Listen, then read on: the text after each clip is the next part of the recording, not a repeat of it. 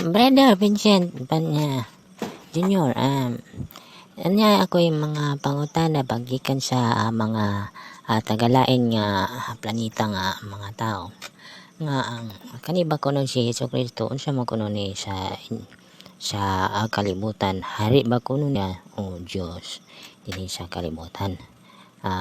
Kay giilaman o gitamon kini sa mga katawhan nga dumudong sa iya.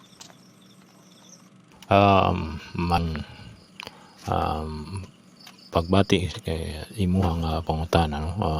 Ako pagpagikuan na pangutana, ako nang tubagon nga kananaan si Kristo tungod sa panalangin sa mga dagko, mga balaan nga mga tao sama sa mga kaparian.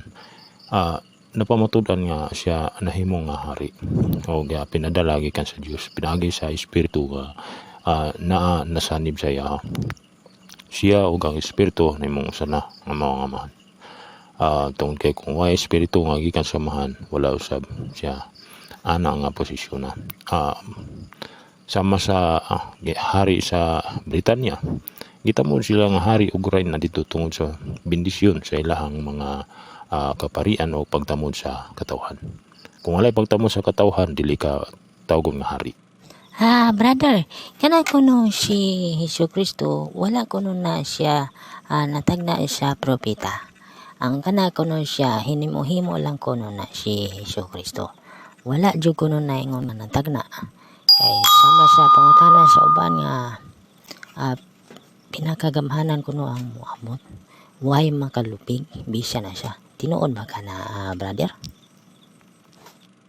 Ang pangalan dili man kuno mao sa bang ilaha nga mga pangutana. Siguro natural lang siguro na siya kay namang gyud translation nga mas dali nimo malitok. Natural lang ka o pinulungan, natural mo sa bang mga malitok. Mga ignorante ra siguro hindi ka mao musabot bahitungod sa translation nga pwede nga himo naihatag nga translate sa iya nga pangalan o sa mga pinulungan. Kay mas sayon man gyud kung translate na sa kaugalingon nga pinulungan sa mga mogamit o moadapt sa mao nga pangalan o sa mga pulong nga gikan sa foreign nga language nga mga pinulungan no. So mga ignorante ra gyud na sila nga dili makadawat ana.